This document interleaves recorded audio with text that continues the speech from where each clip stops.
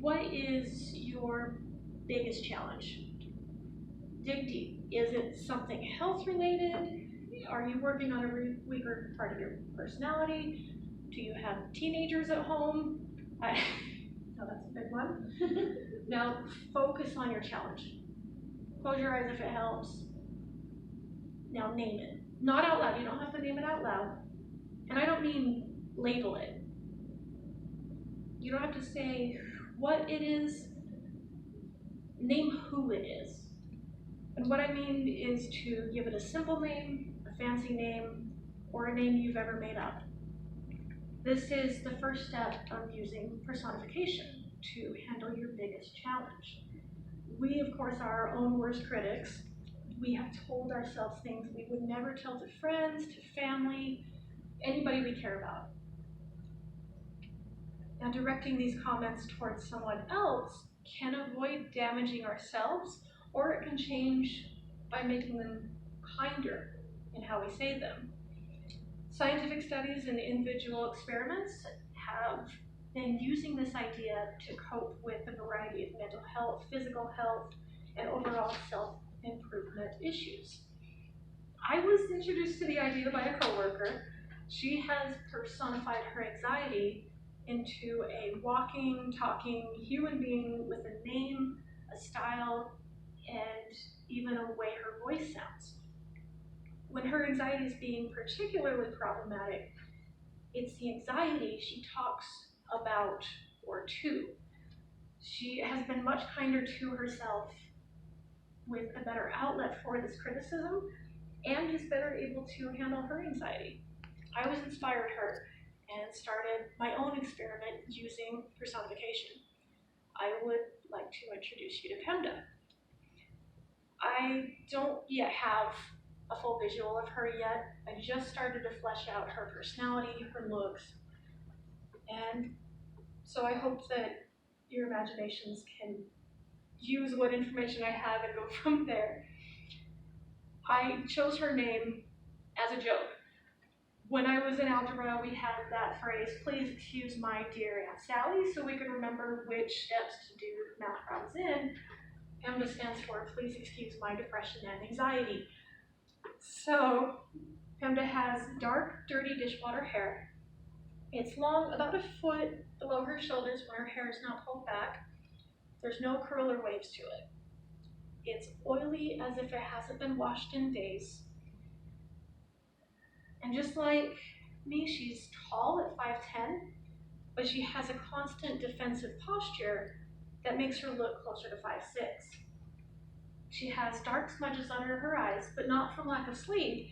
It's old mascara that she's rubbed out of moments of exhaustion or stress or anxiety making it difficult for her to focus. A lack of anxiety or antidepressant meds cause withdrawals and the perception that she's an addict needing her next fix. Her skin is extra pale. She doesn't leave her home or go past the porch, so she never gets any color from the sun. Even her cheeks are free of any natural blush. Her face remains the same with the exception of the current location of any acne scars. She wears an old pair of black pajama pants and an oversized hoodie with little holes above where her heart is. Pemdaa weighs 180 pounds. It's the same as when I first thought I was overweight. Her diet consists of Chinese delivery, full pizzas, and KFC sadness bowls. You know what those are, I love it. These are eaten alone and all at once. When the pizza delivery guy comes in and offers extra napkins or utensils, she has to let him know, no, it's just me, there's a sad person, you don't have to do that.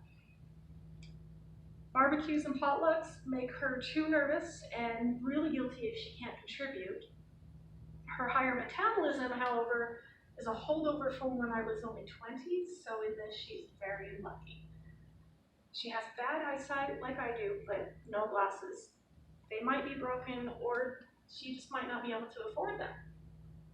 Her eyes are tired from having to work harder, but they are in each a different color, which is a beautiful feature of hers. The right is a faded t-shirt green, and the left is old denim Neither of them look directly at other people, ever. She's lonely and remains lonely out of mistrust. She'll always offer a spot next to her on the couch, the bed, the porch, or wherever she's made it to at the moment. She has two features that elevate her slightly in my mind as someone who cannot be discarded. The first is our shared ability to remember the name of any pet, and I mean any pet. Scales, furthers, fur spikes, and years later she remembers them. Never remembers who their owners were. The second is our necklace. Mine cracked in half years ago. The bottom part's forever lost. Hers is still hanging on the same black leather cord with a couple of knots above each side of the focal point. The pendant is new, it never ages. It has a clear 2-inch crystal that hangs right over her chest. Above the crystal, there's a perfect black and white yin in the shiny fall metal. In the words of Tyler, the Creator, while I was putting this together, this song came in mind. Treat her like direct deposit. Check in on her sometime. Ask her how she's really doing before she has to call that 911. It might seem a bit dark, but that's what depression and anxiety can cause in your mind. So this has helped me in those days where it's particularly strong. I'm so hard on myself. Why can't I get out of bed? Why can't I just go hang out with people and be okay?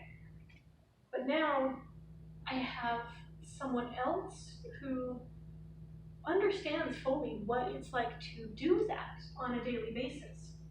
And there's no judgment directed towards me when I'm going through this from her. She doesn't fit the label of antagonist or pro-antagonist in my story. For now, I'm treating her like an awkward friend who knows exactly what I'm going through. It gives me more empathy towards myself. And most importantly, Pemdaa is a reminder that I am not my mental illness. These illnesses are one of the medical conditions I handle on a daily basis. If this experiment goes well, I may have other imaginary friends to introduce to the world later. For now, I'll settle on one big challenge at a time.